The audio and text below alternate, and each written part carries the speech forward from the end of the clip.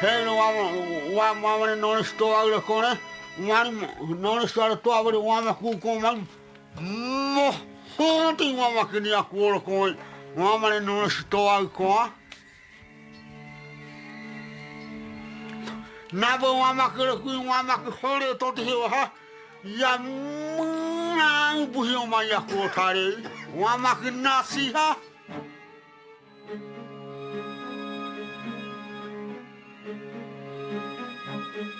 Antropólogo llama papuhi mi heite, wama ku ko taomi, wama ke estudando mo te taomi heja. Ya temra wai kirayoma, wama ku mai, shori mi ham kne ko kami llama ko tamo o te mi kam kulipa.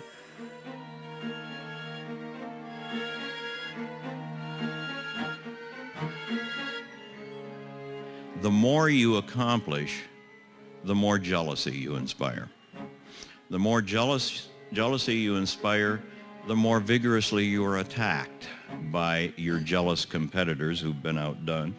And this tends to be stronger in a discipline like anthropology whereas there's absolutely no agreement about anything. They not only don't have standards of proof, they don't even want to agree on whether there's a real world or not. So given the lack of any real standards for settling issues, the attacks become more vigorous. And I think Napoleon Chagnon has the distinction of being the only anthropologist that's ever been accused of genocide.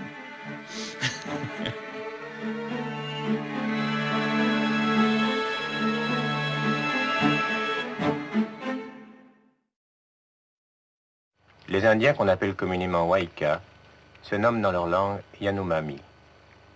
La densité de la forêt, l'humidité, les serpents, les moustiques, les ont tenus à l'abri de tout contact avec ce qu'il est convenu d'appeler la civilisation. Leur société obéit à des règles qui lui sont propres. Leur culture est parfaitement vierge de toute influence extérieure. Les étudier, les connaître, c'est nous connaître nous-mêmes si nous savons nous garder de tout esprit de supériorité. Les seuls matériaux dont ils disposent leur sont fournis par la forêt. Le bois, les lianes, les feuilles, les os et les dents des animaux et des poissons. Toute leur technologie en découle.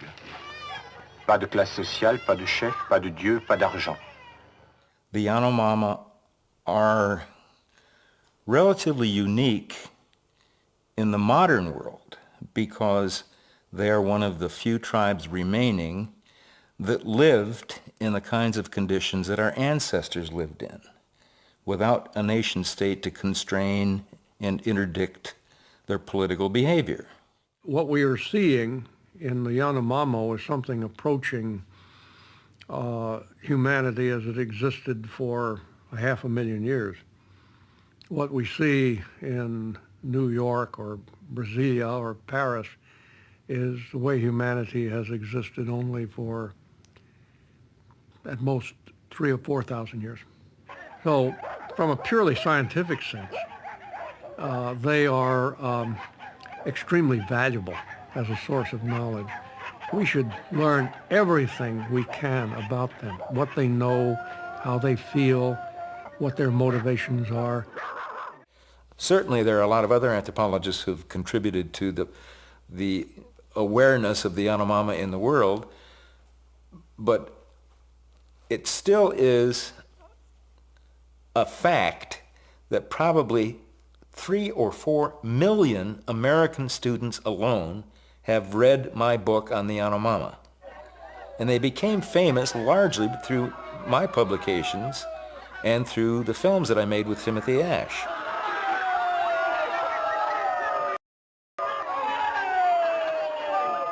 When I first went to live with the Yanomama, they wanted to know my name. I told them that it was Chagnon, or Chagnon, but they couldn't pronounce it. It sounded to them like their name for a pesky bee, Shanki, and that is what they decided to call me. To the Yanomama, I am the man called Bee. By then, a lot of survival groups,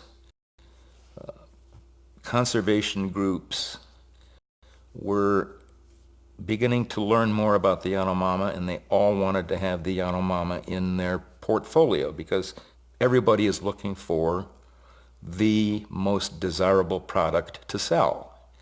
Even among rock stars like Sting, they all want a part of the action and be associated with the Yanomama now that they have become famous.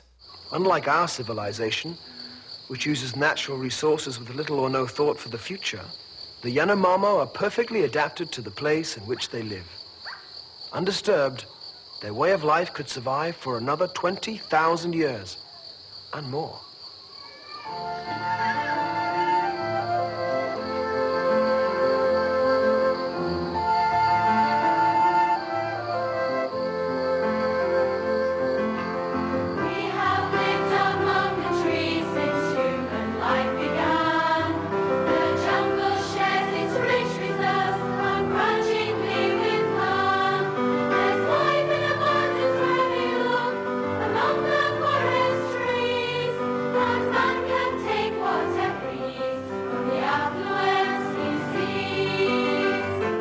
So the Yanomama became misrepresented by these survival groups as being the most innocent, flawless, altruistic, noble savages in the world.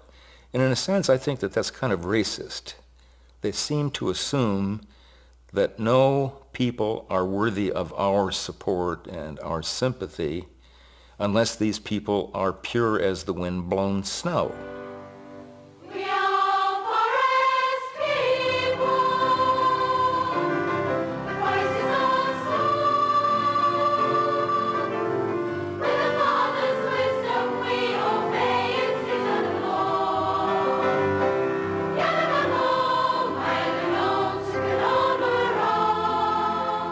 Most of the books written about tribal peoples in anthropology would emphasize, sometimes even in the title of the book, how peaceful, lovable, gentle, noble, innocent these people were. When it became clear the very first day that the Yanomama were still engaged in tribal warfare, that was astonishing to me. And after I collected data on maybe a dozen villages, I began adding up the number of people who died violently. And after about a year, I was able to demonstrate that about 1/3 of all the adult males died violently.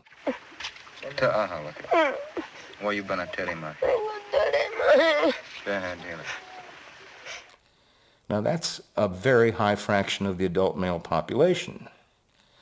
Furthermore, I also then discovered that approximately 40% of all men aged 25 and older participated in the killing of at least one other person. So when 40% of the population has committed a homicide, you're not talking about a peaceful tribe. The Yanomama have evolved a complex system of controlled violence within which they can legitimately express their ferocity. These men are emotionally wrought because the headman of their village was killed by raiders. Intoxicated on drugs, they are compelled by the headmen to fight with each other. This will allow them to discharge their frustration at the death of a dear kinsman. They will leave on a raid to kill their enemies the following day.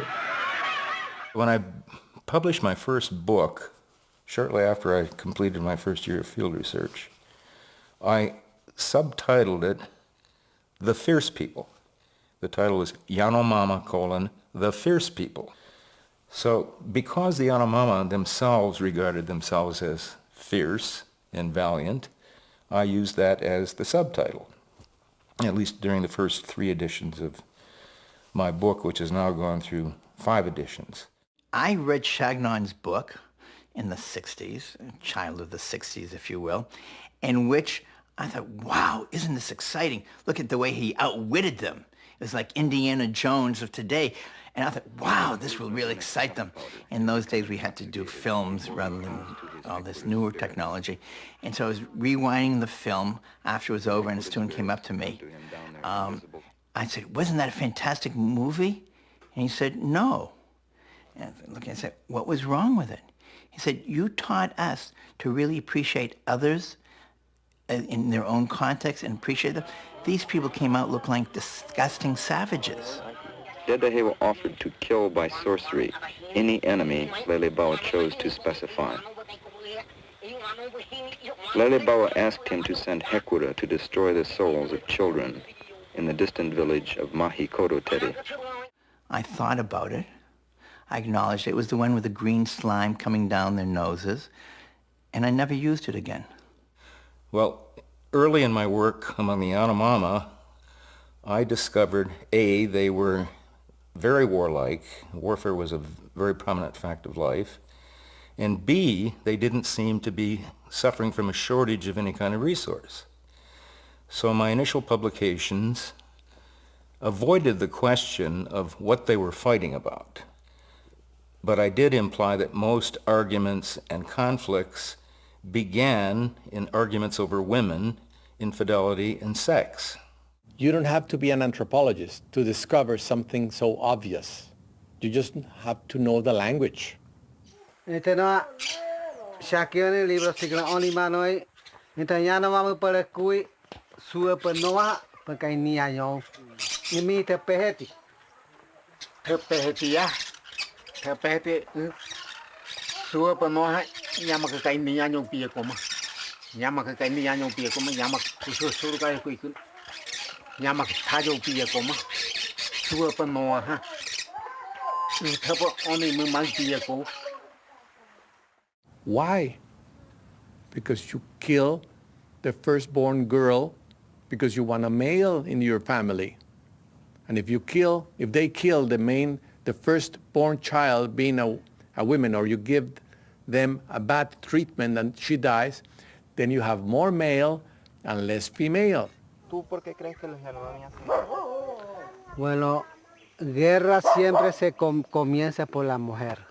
O sea que mujer, esta comunidad puede ir en otra comunidad, el muchacho. Ese muchacho trae mujer. Entonces, como otra comunidad no le gusta que esté mujer aquí, entonces viene a atacar. Si esta comunidad no quiere entregarse, entonces ahí fue que forma la guerra. The advocates of the materialist, determinist, resource shortage arguments considered that rather innocuous statement or argument as a challenge. Marvin Harris in particular, the symbolic spokesperson for the theory of strategic resources being the cause of all war, took offense, and they began suggesting that I had missed something, that there's some strategic resource that the Yanomama are fighting about. And they eventually settled on red protein, high-quality game. And so Professor Harris challenged me by saying, if you can show that they get the equivalent of 1 Big Mac per day, I'll eat my hat. Harris made a challenge, and Shagnon happened to have someone who could he could have as one of his field workers to respond. My research that I chose to do was study protein capture among the Yanomami, which dealt with all of the aspects of their protein consumption, because it was believed, Harris suggested that in the end, this is the basis of their aggression and warfare. So to sum up, my involvement in this was, yes, I showed that protein is not something to be just brushed aside. It can result in fighting, killing, village fissioning, but I could not say that they were fighting over territories, that there was encroachment of hunting territories. And this is probably where Shagnon believes that I was, I had proved Harris wrong. Well, Harris didn't seem to think I proved him wrong. Because he was thrilled with my dissertation. And my dissertation was honest, by the way. And maybe I don't want to say anything more about honesty right now. They not only ate the equivalent of 1 Big Mac, but quite a bit more than that as well. So this was empirical data that showed that they were not having a shortage, or that they were not suffering from a shortage of protein in their diet. Wado Shewa and his agnates spend most of the night tending the meat, some of which is roasted on racks, and some of which is boiled in cooking pots. Wado Shewa begins working on the meat, cutting the larger portions into smaller pieces for distribution. If you look at tribal societies all over the world, the best correlation, one could argue this, is that the more protein you get, the more warlike you are, not the opposite, which is what Harris predicted. But the interesting part is suddenly Hames had all this protein data. He had done a protein study, apparently. There were a large group of us, Ken Good, Eric Fredlin, 2 other graduate students from Penn State, and a bunch of other senior anthropologists, such as Napoleon Chagnon, who was heading up the project. Jacques Lizotte was also part of this group. And they were going to essentially take us up by river and drop us off place by place to the villages that we were going to study. And it turned out I was the first one to be dropped off.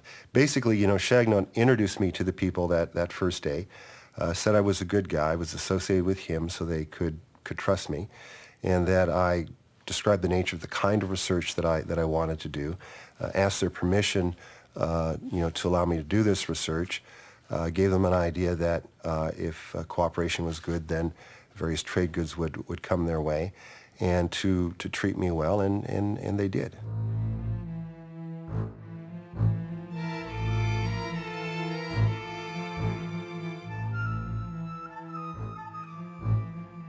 And they published an article together in Science magazine based on that work at that village.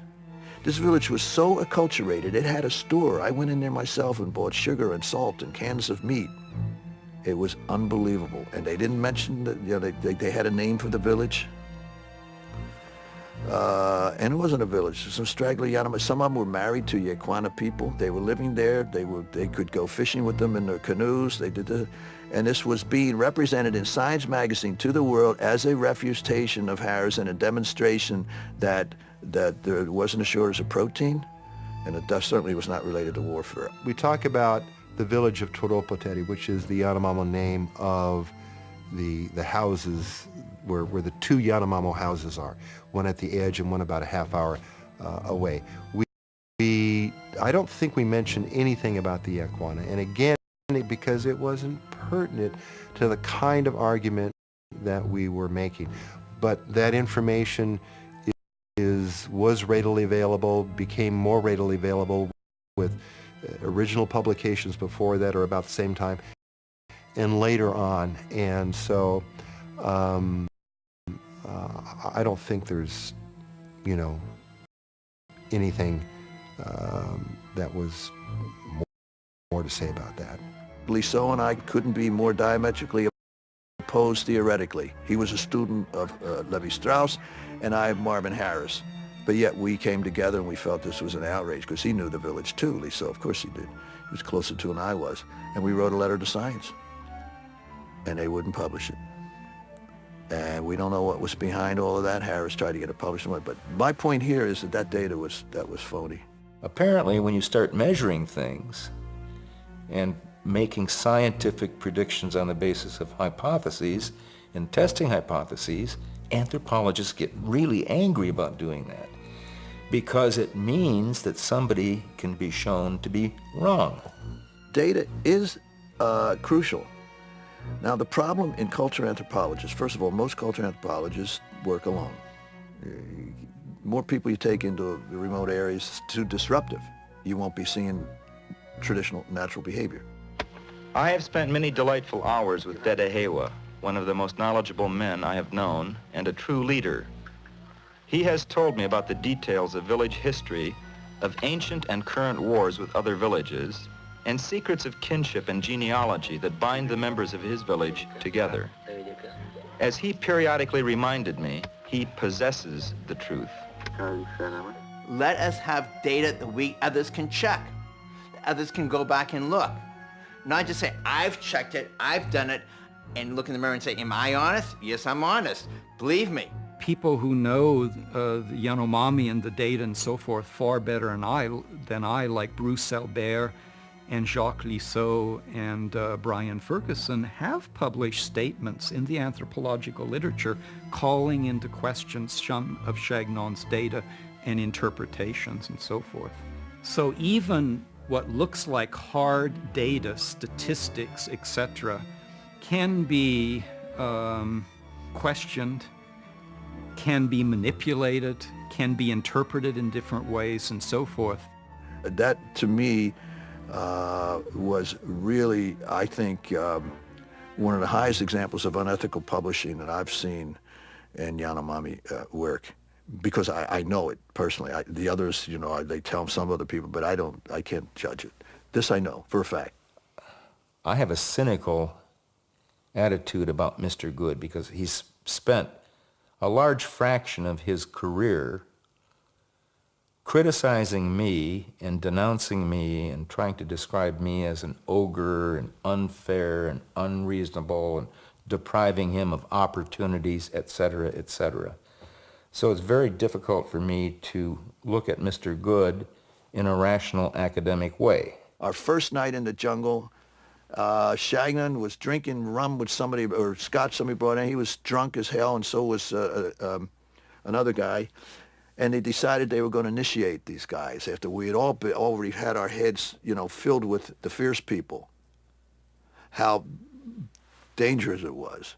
And I said, well, I have my shotgun. He said, oh, no. He says, they'll creep under your hammock at night and take your shotgun. I said, okay, then I'm not going down there unless you give me a handgun. I'm going to sleep with it on my chest. Well, we can't get a handgun through customs. I said, well, I don't know. This is how I was affected by all this. Imagine how I felt after the first year there, and I realized how absurd this was, that this, my field director had actually equipped us with chemical mace to spray the Yanomami in case they were ground. I mean, a field worker is supposed to go out and establish rapport with his people he's living with, not mace them. Now, he married early in his career a Yanomama woman from the village of Hasubuateri, where the village I first took him to. But if you look at the photograph of her and the photograph I took of her 2 years earlier in an earlier census, and you look at her and try to estimate her age, she could not have been more than about 11 years old at the time. And yet, appealing to different customs and different cultures and repudiating Western notions about love and legal age at marriage, etc., he blew this into a heart-wrenching, romantic love story about falling in love with the Indian princess and having a family by her. Another word for what he did would be pedophilia.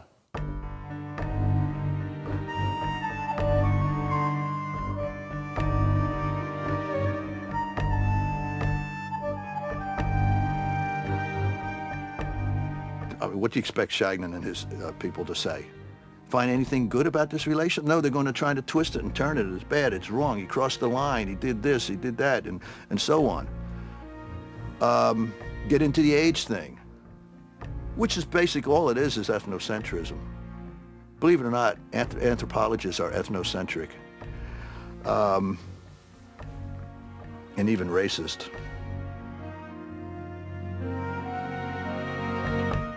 When Ken Good married her, she was not younger than the age at which Yanomami women marry other, their own men. So I think by Yanomami standards, it was not an unethical thing. The fact remains that Ken Good is not a Yanomami, and by our standards, by the standards of his own society, he was marrying a girl who was not of age to make a decision for herself and that sort of thing. Hay Yanomami que quieren nape, ¿no? Porque Yanomami cree que el nape lo ayude mucho, ¿no? Por ejemplo, un cacique le dice, mira, este niñita se puede dar con un nape. Para que nos vivamos con él. y que traiga las cosas. Así vivimos mejor. Para que venga, para que llame a los médicos por aquí, que vivan con nosotros. Entonces Yanomami piensa así, ¿no? Should somebody have a love affair with somebody in the field? No. Would I do it? Hasn't happened yet. I don't think it's going to happen. I'm 66. I don't expect this to happen, you know. No sweet young thing like Urima is going to come and have an affair with me, okay?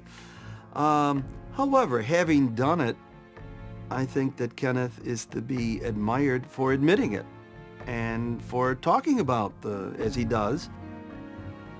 Is it proper? Is it professional? Is it academic to marry someone? Well, I gave you the example of the girl in the peasant village in Mexico. That's fine. Nobody has a problem with that. What's wrong with the Yanomami? Where do you draw the line where you shouldn't cross? And given the fact that I have lived with him so long, that line, if there was one, seems to fade away. There isn't a line.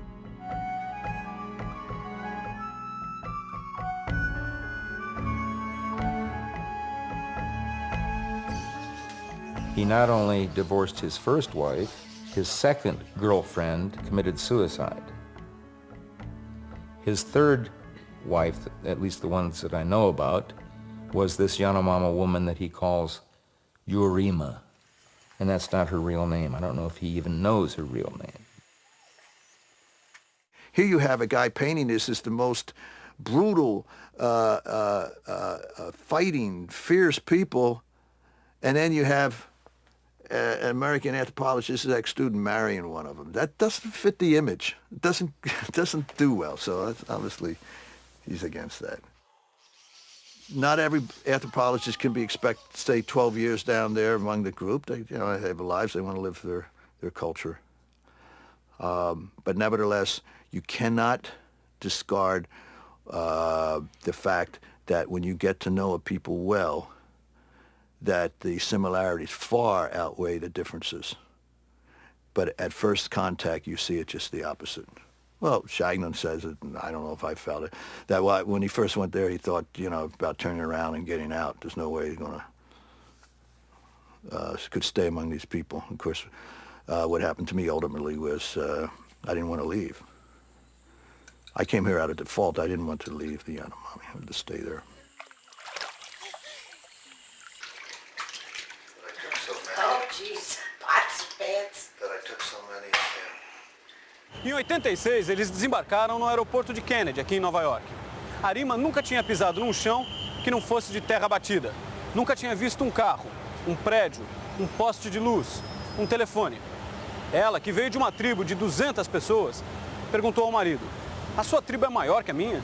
But look, my book was out in 9 languages. It's been sold very well in a number of countries. 3 Hollywood screenplays have been written on it. National Geographic did a documentary. Okay, I was in People magazine 3 times. Let's not chalk that up as academic credits.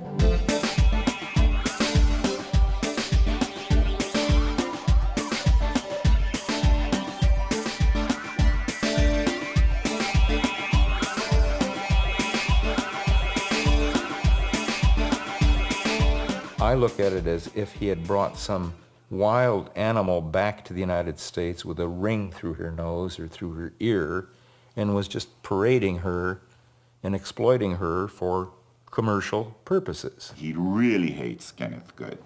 I mean, you almost get the sense that he's going to foam at the mouth, when he talks about Kenneth. He really hates him with a passion. So that's Ken Good. These are the people of the National Geographic entering Mavaca. If I'm not mistaken, Yarima leaves Ken actually on this trip at the end. So this is the trip where they break up. This is Yarima. So Ken Good is in Mavaca, and at the other end of Mavaca is Shagnon, the enemies. And of course, they don't want to see each other, Yarima thought she was coming down to another rainforest, my forest. But again, the wonders of the flexibility of the human mind, she adapted here very, very well. And she had no problem with our material existence. She had problem with that aspect that attracted me down there. And that was that feeling of interpersonal relationship, that community. And she used to say, they live in a box. They live inside, all enclosed, and they look at television. When she wakes up, she sees a whole village, all the people, the leaders, the shamans, the relatives, the loved ones, and the nieces and nephews, and it's all there. And there's her life right before her. We wake up. She thought it was the saddest, most depressing thing that a man and his wife would go take their children and live enclosed all alone. It's not the way. That's why she said when she left, that's not the way humans are meant to live, not one more day. And I understood her, but I kind of got, caught up in things here with the kids and the job and all that. Que después él haya manipulado o no a Yarima, no lo sé. Yarima sé que lo abandonó, inclusive dejó a sus hijos varones y se llevó a la niña y regresó al Chabono en el Alto Orinoco. And I suppose the next book from Kenneth Good will be How My Heart Was Broken Because I Had to Get Divorced. It seems like the people who study Yanomami get a little strange. I don't know.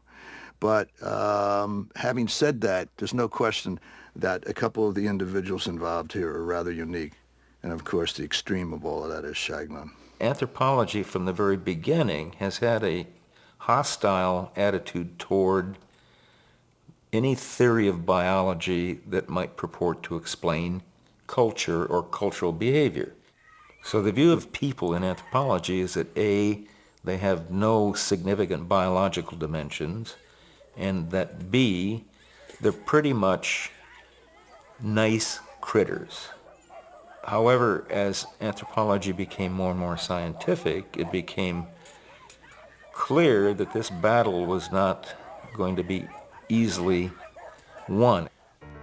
The social behavior of organisms of any sort is shaped by evolution, by natural selection, in order to reproduce the genes of the organisms involved. The idea would be that in any population of animals, natural selection will favor behaviors that cause the individual to get their genes into future generations. What Shagnon and I did, and some others at about that time in the mid-70s, is say this works for other organisms, ought to work for people. People are animals too. Let's look at human behavior and see if it doesn't work. I then began investigating the possible correlation between reproductive success and warfare. It immediately popped out of my data that killers had more success at acquiring mates, at acquiring wives. They had approximately 2.5 times more wives than men who had not killed. And then when I began looking at the number of children that these men respectively had, an astonishing conclusion came right out of the data, that not only do they have more wives, but they have about 3 times more children.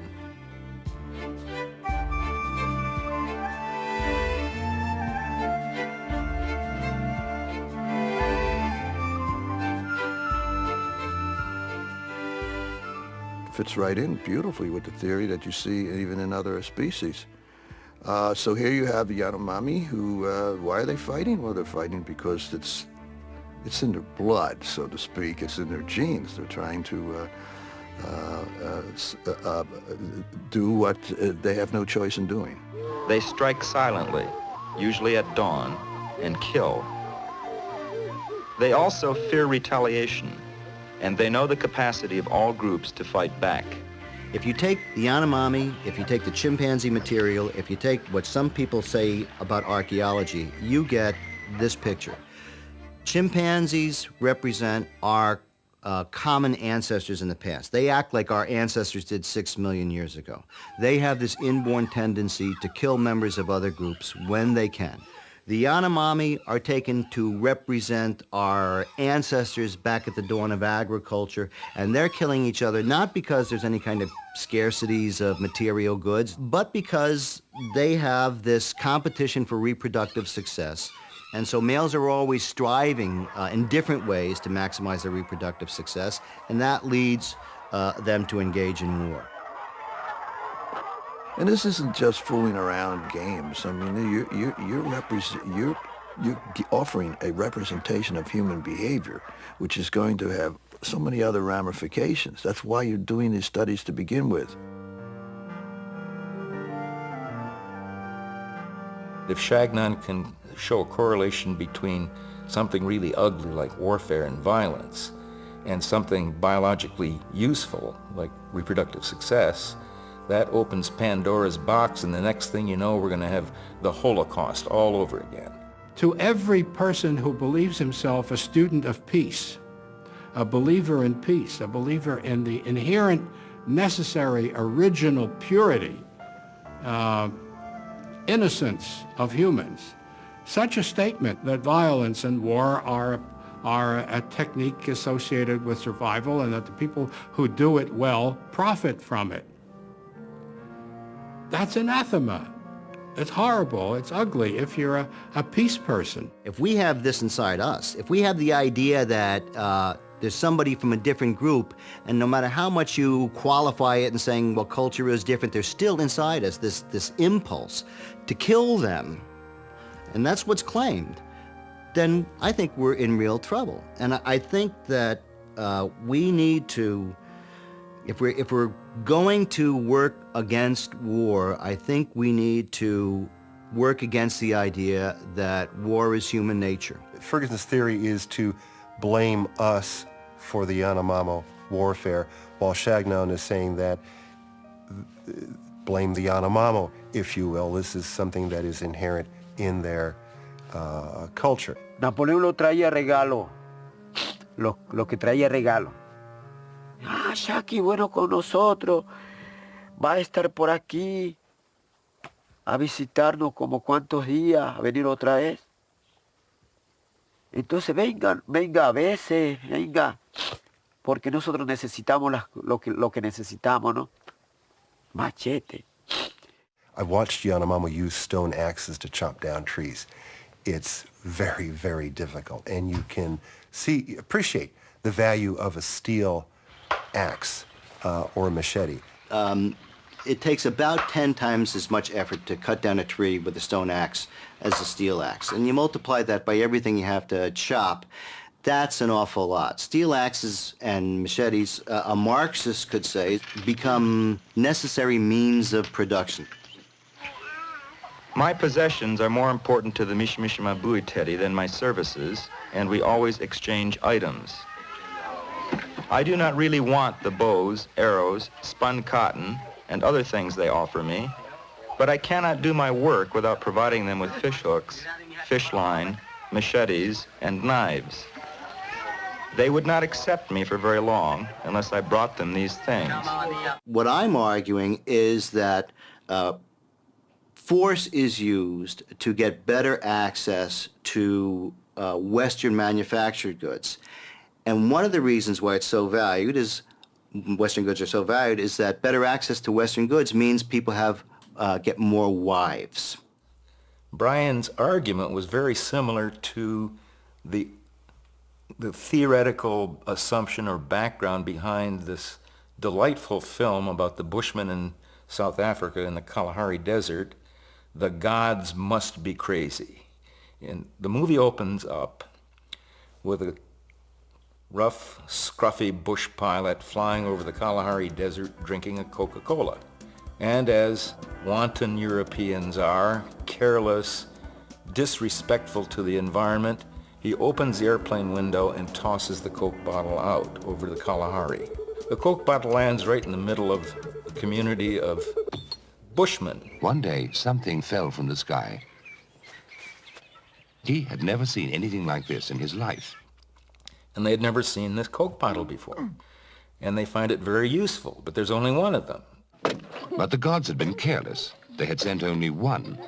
And now, for the first time in their lives, here was a thing which could not be shared because there was only one of it. Suddenly, everybody needed it most of the time. A thing they had never needed before became a necessity. And unfamiliar emotions began to stir. And other new things came. Anger, jealousy, hate, and violence. And so they start fighting over the Coke bottle. And suddenly they become quite violent. People are getting bopped on the head by the Coke bottle, and suddenly they realize that this Coke bottle has caused great grief among our society. The gods must be crazy for sending it to us. Well, Brian Ferguson's argument is basically not Coke bottles. They're not fighting over Coke bottles, but they're fighting over steel tools. And that everything I say about women and revenge is beside the point. They're fighting over access to secret trade routes. I mean, his book is very, very well documented in terms of the history of colonization of the Amazon basin and things like that, but his command and grasp of the Yanomama reality is pitiful. Well, when Napoleon reviewed my book, An American Anthropologist, he never engaged with my argument at all. I don't think a Coke bottle or a machete or anything like that would have that kind of effect, but I think there is a kind of a figurative truth to that movie. I think the reason somebody would make a movie like that is that they probably know, among people like the Kung, that introduction of these outside goods is disruptive. And I don't want to name names, but I can think of individuals where I say, yeah, a similar kind of thing was happening there. And it is something that I think that there is a professional or personal reluctance to focus on. But I can understand why people don't want to do that. To the first part of that accusation of me interfering in the culture of the Yanomama, I plead guilty.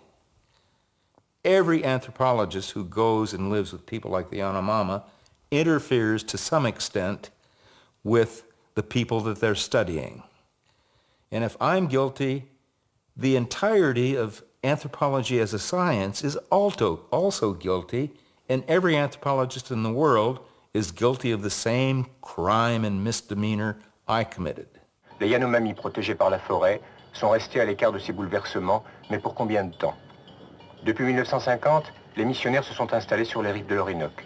Des expéditions scientifiques ou médicales commencent à pénétrer le long du fleuve, mais la plupart des groupes Yanomami n'ont encore jamais vu un homme blanc.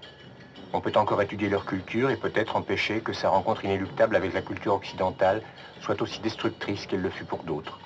Dans cette région du Venezuela, la carte est encore vierge. C'est là que nous avons rencontré Jacques Liseau, ethnologue français, au terme d'un séjour de 2 ans chez les Yanomami. The warfare, the intellectual warfare between the Marxists and the sociobiologists, between left and right, manifests as a very intense competition to gather data and to claim the Yanomami as a pristine tribal group for completely opposing perspectives on human culture and evolution. And Levi-Strauss really can't allow Chagnon to get an exclusive monopoly of this, the largest intact remote tribal group in the world. C'est un pays extrêmement dur, et c'est d'ailleurs pour cette raison qu'il est resté coupé du monde jusqu'à 15 ou 20 ans, puisqu'il s'agit d'une population très récemment découverte, la plus importante d'ailleurs de celles qui subsistent encore dans toute l'Amérique du Sud, et qui vraisemblablement n'est parvenue à subsister qu'à cause de cette extraordinaire dureté, non seulement vis-à-vis de l'étranger, de l'ethnologue qui venait pour la première fois leur rendre visite, mais vis-à-vis d'eux-mêmes. D'abord, il y a la condition première qu'un ethnologue doit vivre dans l'habitation même de la population qu'il étudie. Je veux dire, dans le cadre même et dans la résidence même de la population qu'il étudie. Ça, c'est la condition première. Et cette condition, ça suppose qu'il soit accepté et il soit respecté par les gens avec lesquels il vit. As I understand it, Liseau was a linguist and he was a Middle Eastern scholar. He was not in any way connected with Yanomami linguistics or South America. And it was Levi-Strauss himself who specifically intervened to get him to switch to study the Yanomami and to accompany the 1968 expedition. So Levi-Strauss already has, in my view, enormous responsibility for everything that happens with Liseau. Pensez-vous de cela?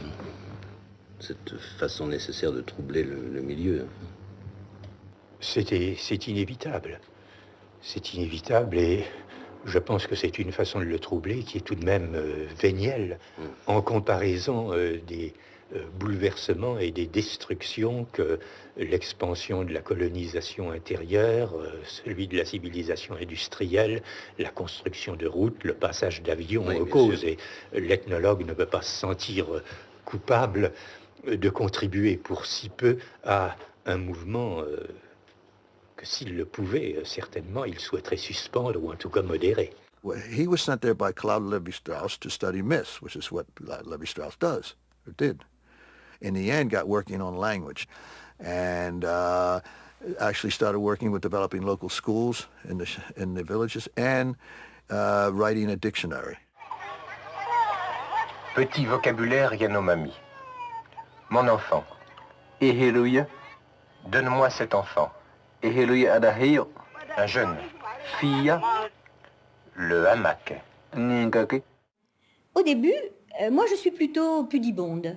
Je suis un peu, bon, ça c'est mon cas, mais j'avoue que j'étais extrêmement étonnée par les traductions qu'il y a dans le texte de l'ISO concernant un certain nombre de concepts, comme frotter. Alors frotter, beaucoup de mots, c'était frotter le pénis. Alors frotter le sexe. Et alors, au début, je me disais, mais quelle connaissance il a des Yanomami pour arriver à capter ces mots-là. Parce que moi qui avais travaillé chez les Panarés, pour obtenir déjà le terme masturbation, pour moi, je n'arrivais pas à expliquer. Je veux dire, j'étais extrêmement timide dans ma recherche de certains mots que le dictionnaire a. Bon, la sexualité, ça fait partie de la vie, donc il faut qu'elle soit dans le dictionnaire aussi. Eh bien, bon, je me suis dit, puisqu'ils sont dans le dictionnaire de l'ISO, je vais les vérifier. Eh bien, c'est là où on s'aperçoit tout de suite que sa vision de la sexualité eh bien, interfère très lourdement et très erronément sur le sens des mots. C'est que frotter, c'était pas seulement frotter le pénis. C'était frotter deux mains, les mains, frotter la tête, frotter. C'était frotter en général. Entre las fotografías que tengo de esos viajes, hay una muy curiosa, que es que los Yanomami, en uno de los pueblos, hacían pequeñas figuras de cera, en las cuales la figura de cera mostraba cierta prolongación. Y me llamó la atención y les pregunté por qué hacían eso. Entonces me decían lisó. Llamaban al muñequito que habían puesto con esa prolongación, lo llamaban lisó.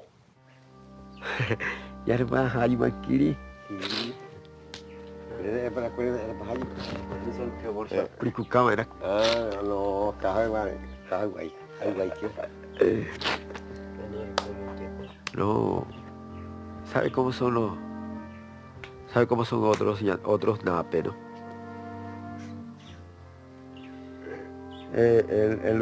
Pero yo tengo pena de decir. Lisó, los jóvenes de allá de arriba, a Lisó le hacía monoshipriku kamahe.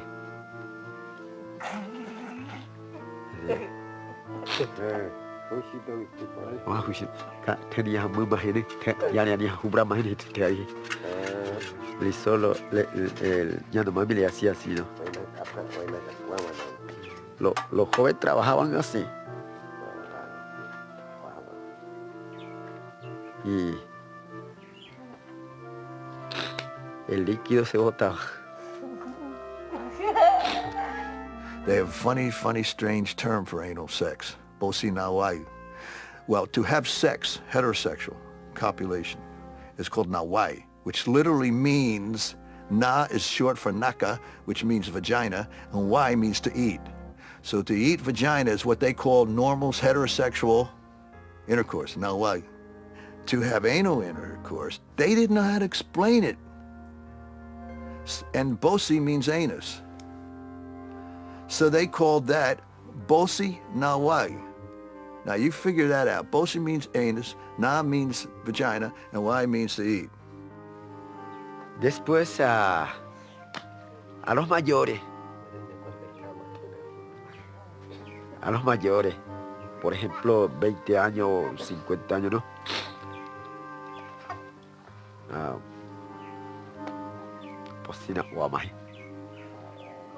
For the French, Claude Lévi-Strauss is an indispensable cultural icon. I mean, in the Logos Project summary of the 90 most influential books of the last 100 years, 2 of the books are by Lévi-Strauss. So he is one of the giants of the last century. And the idea that he could have sent a major intellectual disciple who is a pedophile into the jungle and supported him for decades is just incomprehensible. It doesn't compute with their whole identity as French intellectuals. Ce que je voulais dire, qui est très dramatique, c'est de savoir que l'ISO aura à sa suite des gens qui, eux, perturberont complètement cette société.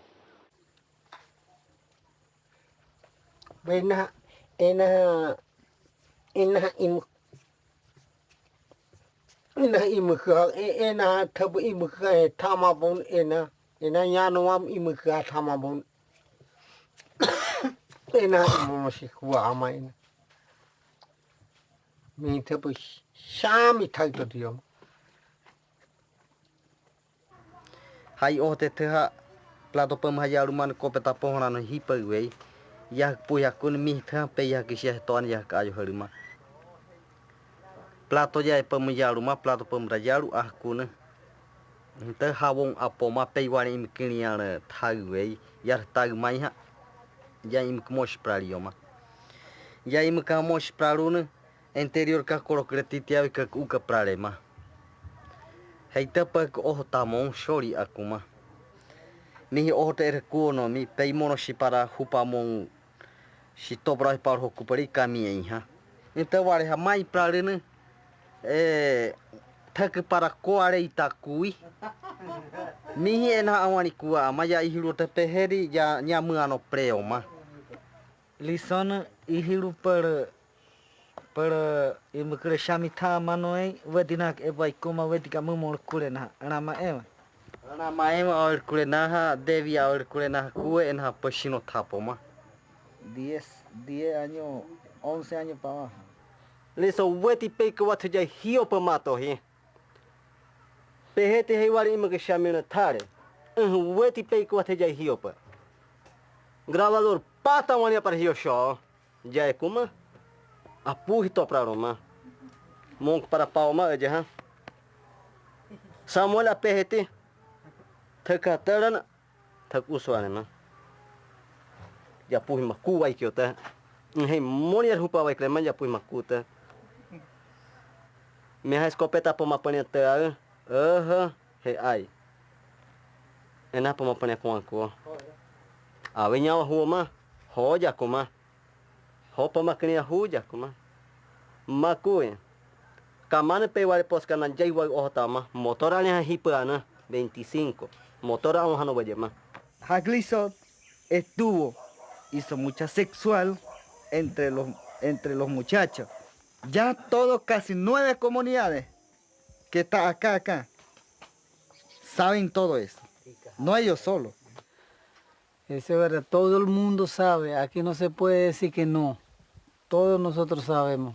Ocamo, Mavaca, Platanal, Cheroana,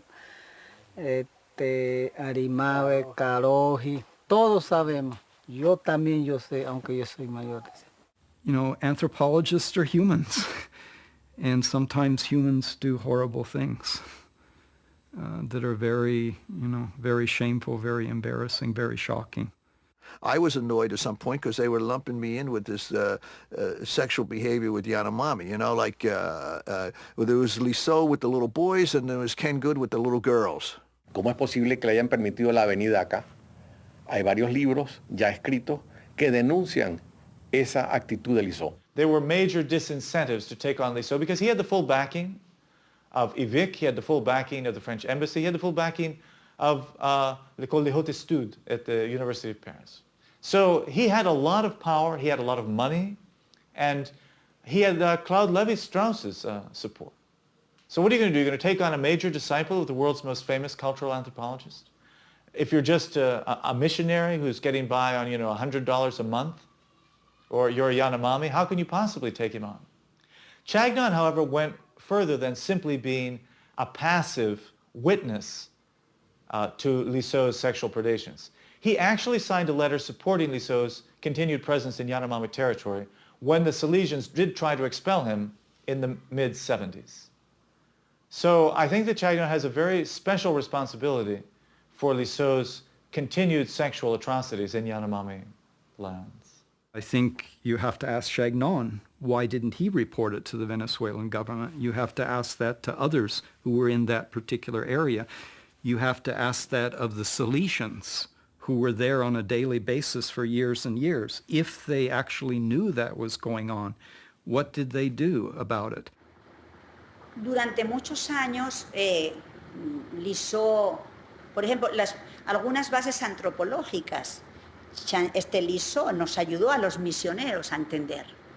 Él venía y nos daba clases de antropología a todos los misioneros, clases de lingüística, luchó por la salud, luchó por la educación. Pienso que Lizó no explotó a los Yanomami, sino que él más bien colaboró con nosotros también en la parte educativa. Entonces, la vida personal de cada quien, allá él, ¿verdad? Aunque los salesianos veían y lo saben muy bien, y no lo hicieron denuncia. Personne n'a jamais rien fait, ni académique, ni au niveau de la diplomatie ici, ni le ministère de l'Éducation. Lizó était le seul personnage qui avait un visa ad vitam aeternam chez les Yanomami. Il entrait et sortait comme il voulait. Il rentrait, sortait, il allait directement de la Carlotte à l'aéroport de Caracas, recto, à Platanal. Personne ne contrôlait. Alors, et ça a été dit, comme je vous le dis, dans les journaux, officiellement, par un gouverneur d'État. Donc, quel est le secret? Il n'y avait aucun secret là-dessous. Lizó found the perfect place, you know. In a sense, no man's land. There was no government presence. The missions did very little supervision of the villages. And Lizó always chose a village that was not too close, you know, a little bit far away. In a sense, he created his own territory. Et alors je paie très cher les Yanomami pour qu'ils acceptent de dire les noms des gens, de leurs parents, et les noms des morts, qui sont encore plus interdits que les autres. Alors, moi-même et l'ethnologue Chagnon qui m'a précédé, avons introduit ce changement, c'est que maintenant, dans les groupes où nous avons vécu le plus longtemps, les Yanomami acceptent qu'on prononce leur nom, et même entre eux, prononcent leur nom. C'est un changement que nous-mêmes avons apporté. C'est un exemple. On pourra en trouver d'autres. Yeah, he introduced prostitution. There is no... I'm not sure he introduced it per se. I mean, I know that other people had sex with the Yanomami women in exchange for food, but he made it systematic. He made it a way of life in certain villages.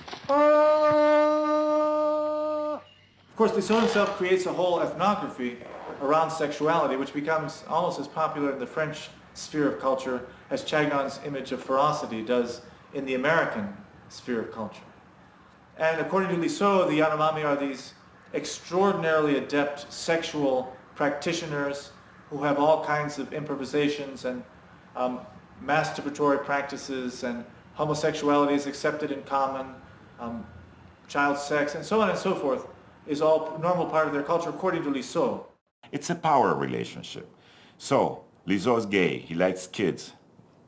Well, he has a lot of things to trade, you know? Lots of things. I mean, lots of things he had. Lizó would travel in 2 airplanes. One was just full of goods. I mean, hammocks, not like 3 or 4 hammocks, it was just dozens of hammocks. Food, I mean, incredible amounts of stuff. And of course, what did he have? A little town of boys. Psychologiquement, il est judicieux de montrer les cadeaux sous prétexte de préparer la distribution. Les Indiens n'en seront que plus motivés pour les tâches que nous avons à leur demander. I believe that the College de France or the University of Michigan or the University of California that send an anthropologist into the field actually should know who they are sending into the field. Je dirais que les anthropologues, aussi bien Chagnon que Lizó, ne sont pas totalement responsables parce que on les a encensés, on les a divinisés, héroïsés, sanctifiés. Alors c'est on les a tellement, on a fait tellement livres, films, les fondations multiples ont donné des millions pour eux.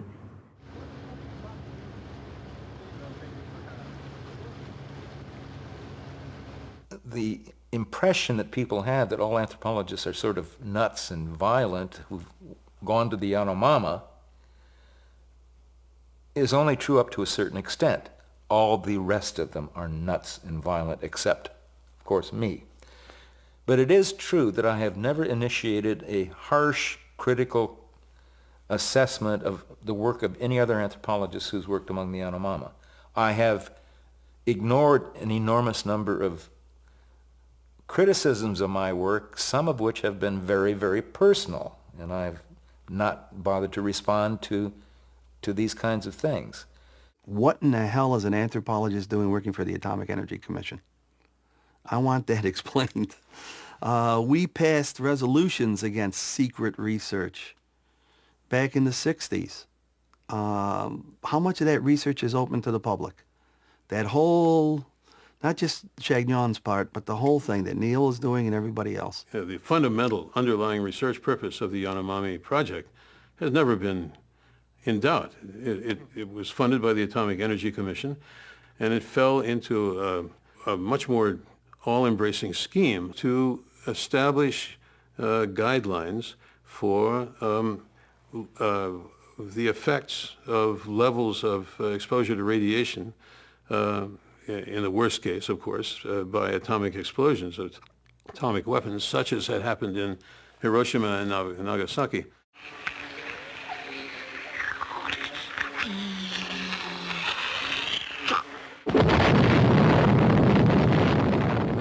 But what he really felt he needed for scientific purposes was a control group who would be completely isolated, as far as possible anyway, from any effects of atomic radiation or industrial pollution like a modern urban population, to get a kind of a human baseline to serve as a control group for measuring the effects of exposure to things like radiation and other kinds of pollutants.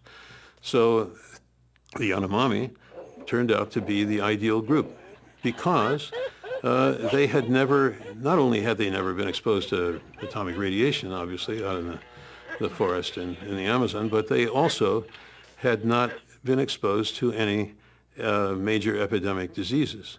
One of the things that the Atomic Bomb Casualty Commission was set up to do was to study the unique population that was created by Hiroshima and Nagasaki, to study the adverse effects of an atomic bomb, what happens with people over time, what happens with children, what happens with old people, what happens when you have babies to the offspring. So James Neal was brought in to come up with a research plan, a research program that would allow the scientists to monitor the adverse effects and to document and study what the effects of this massive exposure might be. I was working with another Amazonian group, the Kayapo. Neil asked me, as an anthropologist, whether the Kayapo had had any epidemics, like measles. I had to inform him that they had just had, a few years back, a very serious measles epidemic. So Neil decided not to do a major project with the Kayapo. About that time, I met James V. Neal, who was then the head of the Human Genetics Department at the University of Michigan Medical School. He joined me in the field in 1966, and we collected blood samples from a rather large number of Yanomama in the Venezuelan Upper Orinoco region, especially around Mavaca, which was the base of my operations. Cold War was also hot war was also about biological and chemical weapons and the development of biological chemical weapons.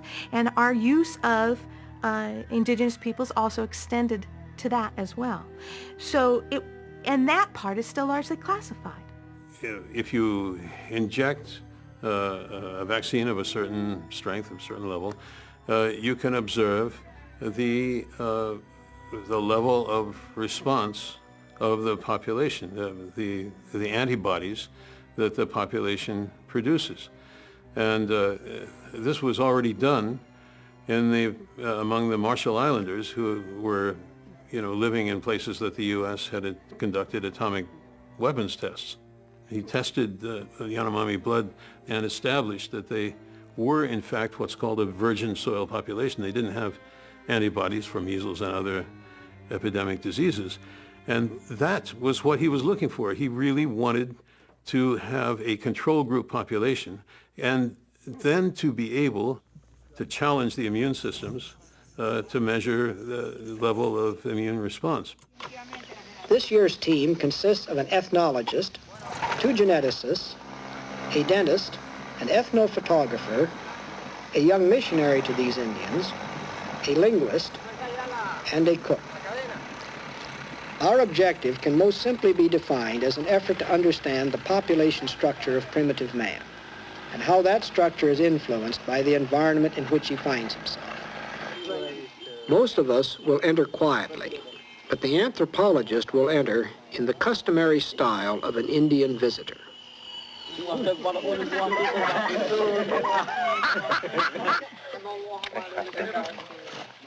En nuestra expedición del año 68, con el grupo de la Universidad de Michigan y el Instituto Venezolano de Investigaciones Científicas, IVIC, Napoleón jugó el papel más importante de la expedición. Si bien la expedición era dirigida por el doctor James Neal y el doctor Marcel Roche, Napoleón era el responsable de que todas las muestras sanguíneas correspondieran y tuvieran la relación de parentesco y fueran anotados con la relación de parentesco que tenían los grupos en la zona. Since the transmission of genes, of course, depends on survival well into adulthood, we feel we must understand many aspects of the disease pressures to which these Indians are subject. Neil had already received word before he left the United States for Venezuela in '68 that there was an outbreak of measles. It was moving, as it were, down the Orinoco from the frontier region of Brazil. It could be expected to probably reach the Yanomami area where he was going to do his research. Unfortunately, the very month that we arrived, measles had broken out among the Yanomami, first in Brazil and second in Venezuela. There's an epidemic of measles lower on the Orinoco. The expedition had brought measles vaccine as a preventive measure. But what had been meant to be an exercise in preventive medicine has now turned into a race to save the Yanomami from the disaster of a measles epidemic. The anthropologist has explained the need for vaccination to the headman, and his family goes first. Neil was interested in studying the reactions of this virgin soil population, the Yanomami, to very strong a vaccine like Evanston B, the reactions to which were as close as possible to actual cases of the disease. This was called the Edmondson B vaccine, and you're supposed to give it with a dose of gamma globulin because it was the most reactive vaccine ever approved by the Food and Drug Administration in the United States. The vaccination occasionally. I just explained to him, a few people out of the vaccinated group will get a clinical case. Right. But now you see we have this But he's trying to interpret all of them to mean that it's a reaction to the vaccination, which I don't think is a wise thing to do. Right. And I think that even I hope that's right. But the vaccination with gamma globulin gives sometimes a little fever, a little runny eyes. But if he sees somebody with a real rash, get him out. Well, get him out where? Out here. From where? From away from the group. He's going to go every day to visit Padre Rios' group. Okay. He didn't have enough immune globulin, as it turned out. He didn't come with the correct amount. So he was skimping on it. And they vaccinated at Okama without giving the required amount of gamma globulin, without giving any gamma globulin. And the results were the worst fevers that had ever been recorded to that point in the world for any vaccine experiment.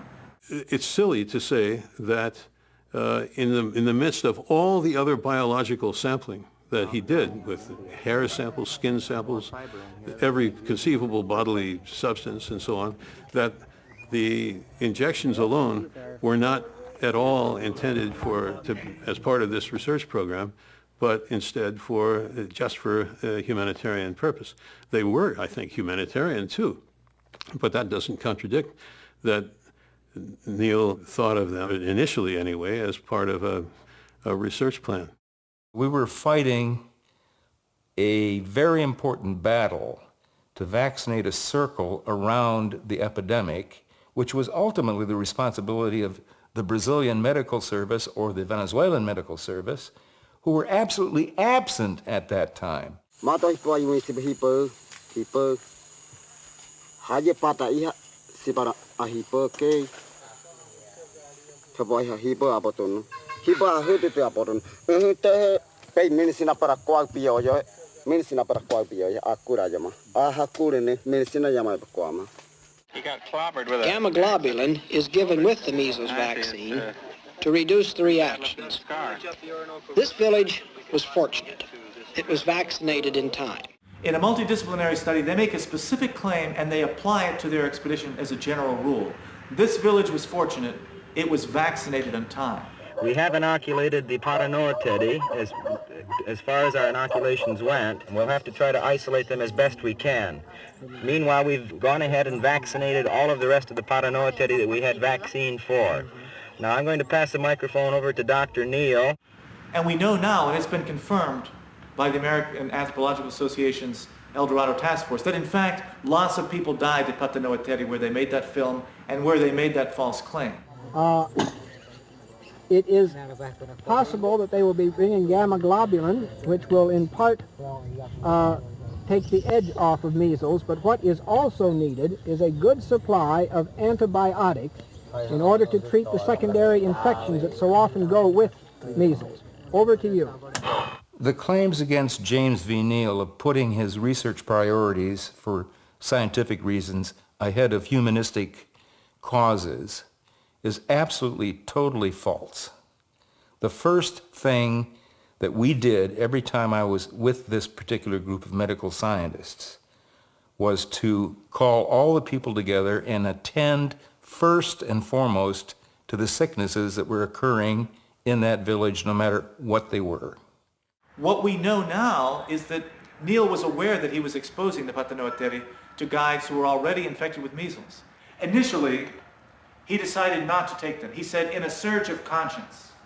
It's almost very disturbing why he would consider describing this common decency and legal requirement and medical ethics to be a surge of conscience rather than his constant preoccupation. But he leaves behind the infected guides when he leaves Mavaca on February 18th, and he goes upriver to try to find the Paranoa teddy for the filming and blood-taking and genetic CDC studies that he's doing. Unfortunately, they can't find Paranoa teddy. Chagnon can't find it. He doesn't know where it is.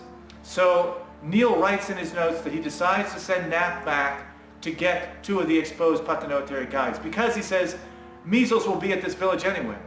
Although there is in fact no reason at all to think that measles could be at this village unless it's brought by the expedition.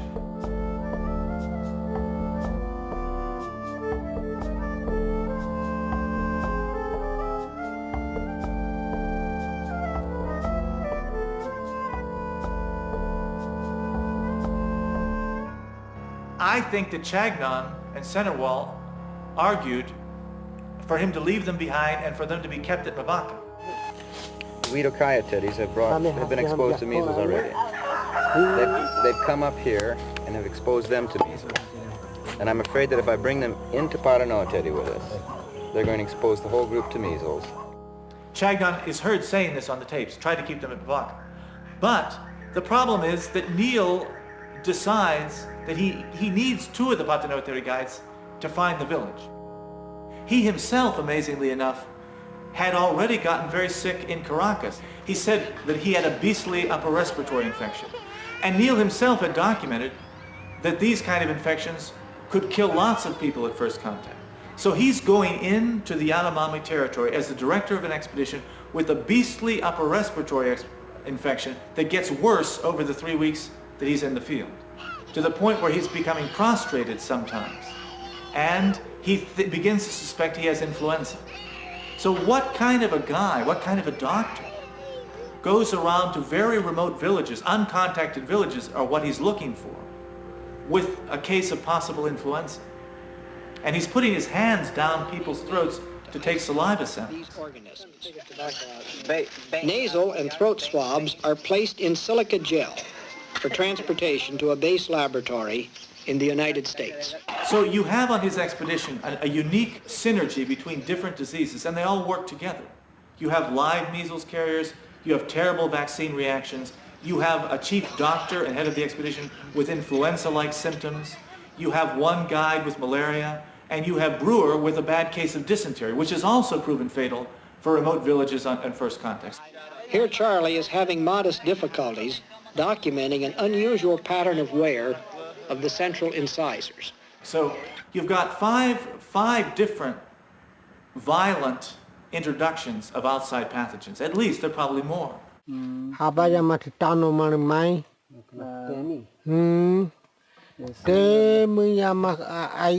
Hariri aku damai. Komi temu ya makui. Wamane ke hiwawe. Ai pe tap ia bekai toawe. Tap ia bene pe tama kai tama ku berahi. Ha.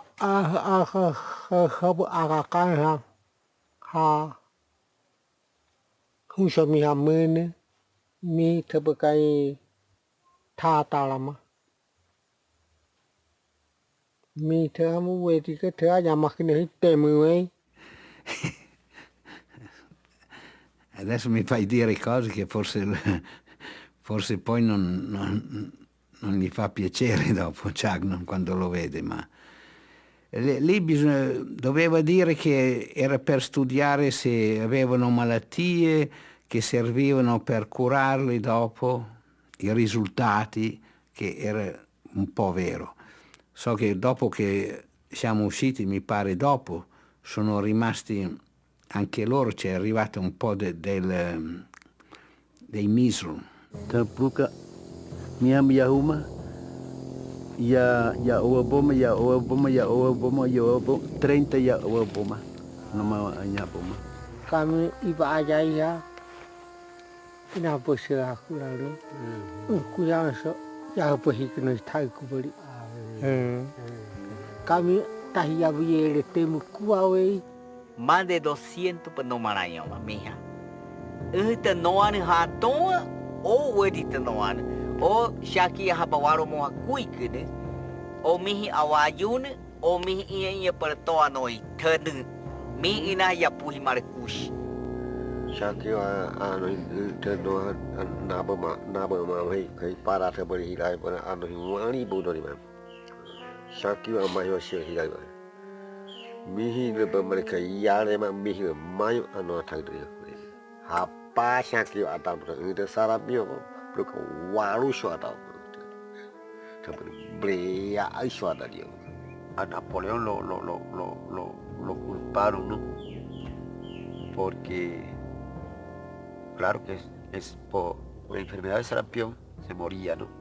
Yahushua, bodita, shaki iba berhasil mana ini, yami uno ya kubraro ho ya buyakun, shaki atabro deh, yani ya surprise, serikan yani ya surprise, shaki anotai, ya puhi imi ya. In general, the health of the Yanomama appears good. Infant and childhood mortality are relatively low by tropical standards. If the past is any guide, it will not long stay that way. The health of primitive man usually quickly deteriorates in the course of acculturation. Ours is perhaps the last generation to be able to study truly primitive man. I tried to avoid writing about Napoleon Chagnon as long as possible. I was writing a book for Viking Penguin. I had a large advance. It was about the gold rush.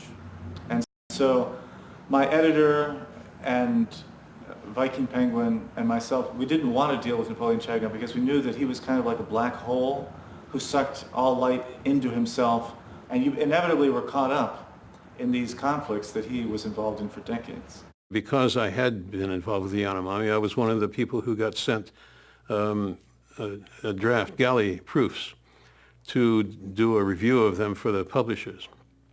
And I and another colleague, Leslie Sponsel from the University of Hawaii, he also was sent this. So we wrote a memo to the leadership of the American Anthropological Association, what we thought was a confidential communication saying, watch out, this thing is going to really make a huge stir when it's published, and you should be getting ready.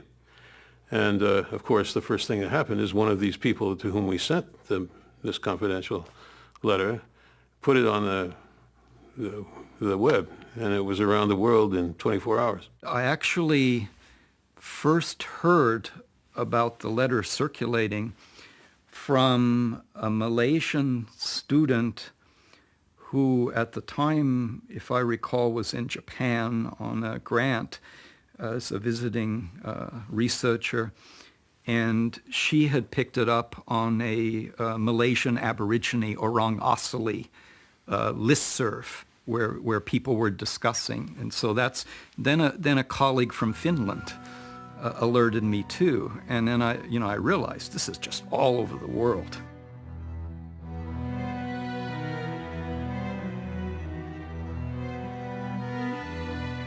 If you read the email, it is, they accuse me and James V. Neal, for example, of engaging in a hideous experiment using the Yanomama as guinea pigs, comparing us both to not Joseph Conrad in The Heart of Darkness, but to the Nazi doctor Joseph Mengele. So I was not only, from the very outset in 2000, accused of homicide, but I was also accused of genocide. A year later, Tierney's book was published, and immediately a new level of discomfort, anxiety, anger, resentment, etc. began in my life, and it's still going on. The book received quite a bit of sensationalistic play, pushed initially by people like Turner and Spossel, longtime enemies of Chagnon. And so all of a sudden, anthropology had this embarrassing kind of situation. The text that more anthropology professors used for their introductory cultural and social structure courses somehow was called into question as a product of an evil ethnographer. It was extraordinarily painful for him to have, to become known as a genocidal maniac with, eugenics beliefs to the world at large. Well, this will never go away, Every accusation Tierney made could be disproved, and it'll still never go away. There are people who simply won't go near Yanomami or his work anymore, even if they don't know if it's right or wrong. There are some anthropologists who seriously consider anthropology to now be more like a religion than a science. And it's a religion in the sense that the truths that anthropologists subscribe to now are established more by faith than by evidence. And one of the truths is that biology has nothing to do with cultural behavior. And I challenge that truth. And so, like the church, or like Islam, popes and ayatollahs step forth defending the faith and identifying who the heretics are and burning them. If I went to Venezuela, the next day, prominent newspapers in Venezuela would carry big headline articles that listed all of the crimes against the Yanomama Chagnon had committed and therefore should not be allowed to go into the Yanomama area. It was as if these people were tracking every move I made. I decided that if I can't be an anthropologist and do field research, I don't want to be a teacher if that's all that an academic career will amount to at that point. So I retired early, hoping to expend my retirement years fishing, hunting birds over my dog Cody, golfing, and just enjoying life. But I have, as a consequence of the publication of this book, been inundated constantly by calls from the press, sometimes crank calls by people who read Tierney's book and believe everything that he says. So it has had a fairly significant personal effect on a lot of innocent people besides me. Of course, I'm guilty by definition. My wife, she knows that this has hurt me very, very deeply, as it would hurt any academic. And even my dogs noticed it. They began coming up to me with their ears down and trying to reassure me. They thought that maybe I was behaving the way I was behaving because they had done something wrong. I have to give him a rest. He's getting old. So am I.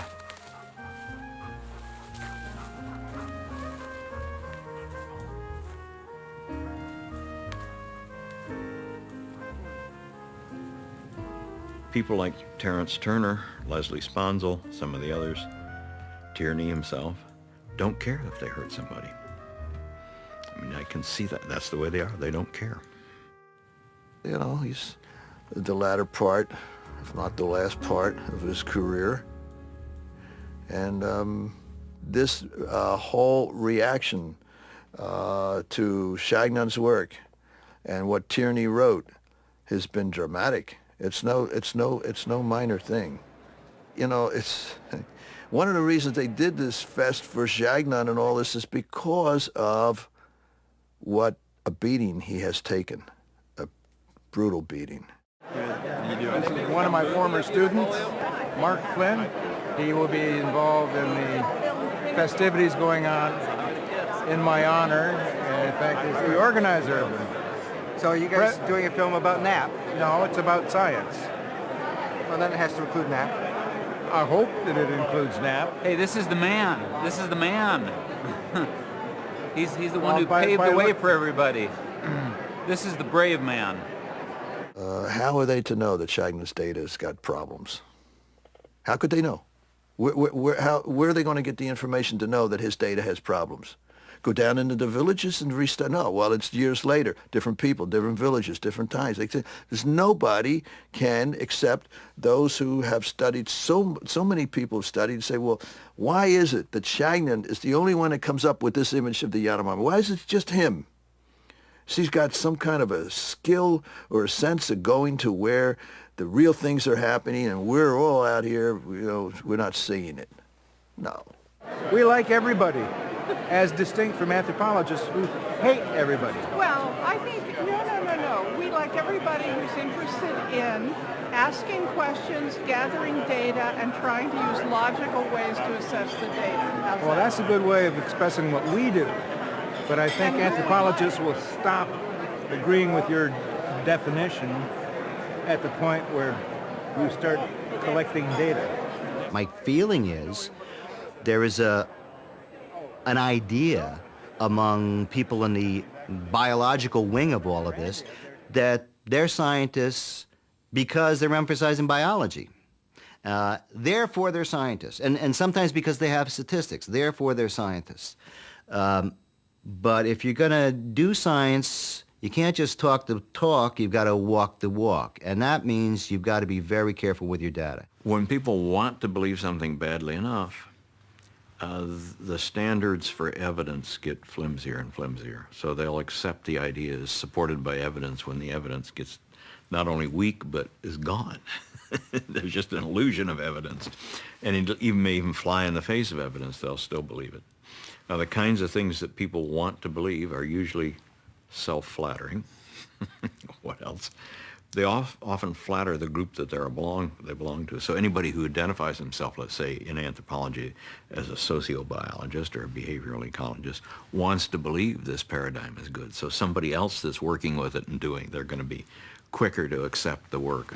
The more I read his body of work, the more amazed I became, because we appreciate him for his, evolutionary, materialist, and quantitative, hard science things. But in the but what really pisses off anthropologists is in all their different ways they have their pretensions. Knapp outdid them, so that he's a better not only in terms of his data being much more careful, also he's just a more subtle and engaged participant observer. And this is where I think Shagnan's been very wise, if not slick, in jumping on the sociobiology and an evolutionary psychology bandwagon. He got onto this. He knew what would fit their model. He knew what kind of data were necessary, and he got it.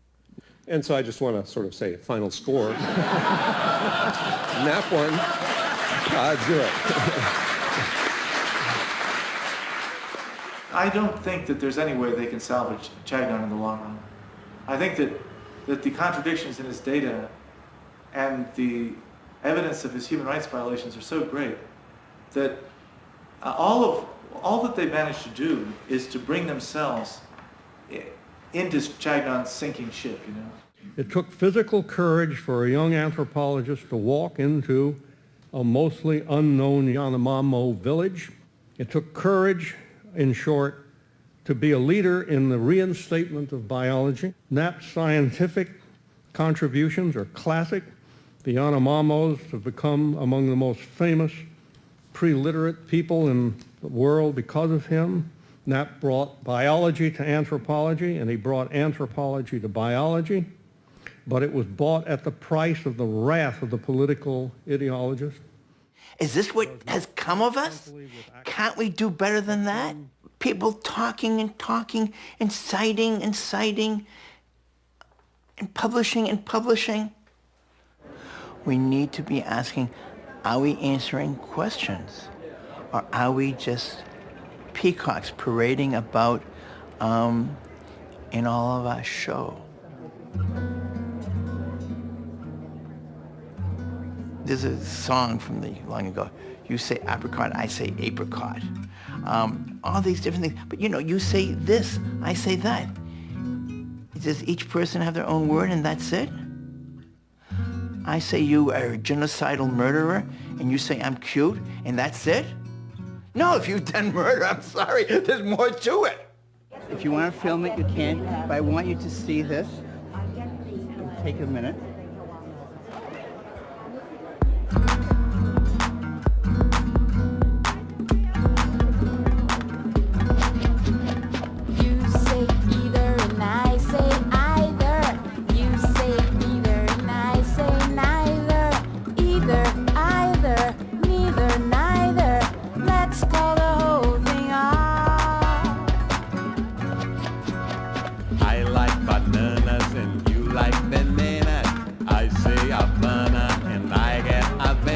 Bananas, bananas, Havana, Havana, go your way, I'll go mine. But whoa, whoa, if we call the whole thing off, then we must part. And whoa, whoa, if we ever part, then that might break my heart. So if you like pajamas and I like pajamas, I'll wear pajamas and give up pajamas. For we know we need each other, so let's call the whole thing off. That is the irony. Guys like Shagnon and his ilk claim that I married a Yanomama woman to jumpstart my anthropological career. They have absolutely no idea how much, with no regrets, it inhibited my anthropological work. Having a Yanomami woman in the U.S. with 3 kids who can only count to 2 and trying to have a full-time teaching job. I had no time to write and publish. I don't regret. I'm very happy. I'll take 3 kids over 3 books any day, especially my kids. Les Indiens Yanomami vivent en pleine Amazonie aux confins du Venezuela et du Brésil. Grâce à un homme, Jacques Lizo, qui les a rencontrés il y a 20 ans, on les connaît mieux.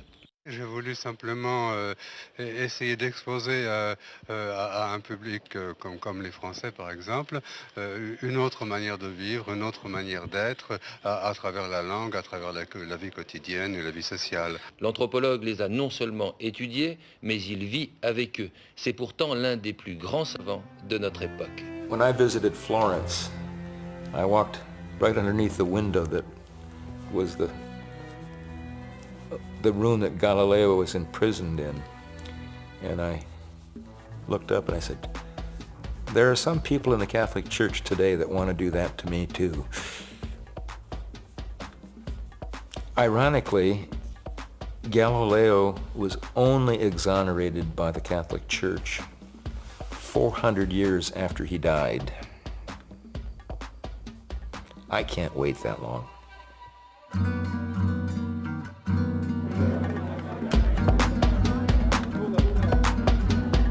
You like potato and I like potato. You like tomato And I like tomato, potato, potato, tomato, tomato. Let's call the whole thing off. You say either and I say Banana, I say Havana. and I say neither. Bananas, Either, Havana. neither. Go your way,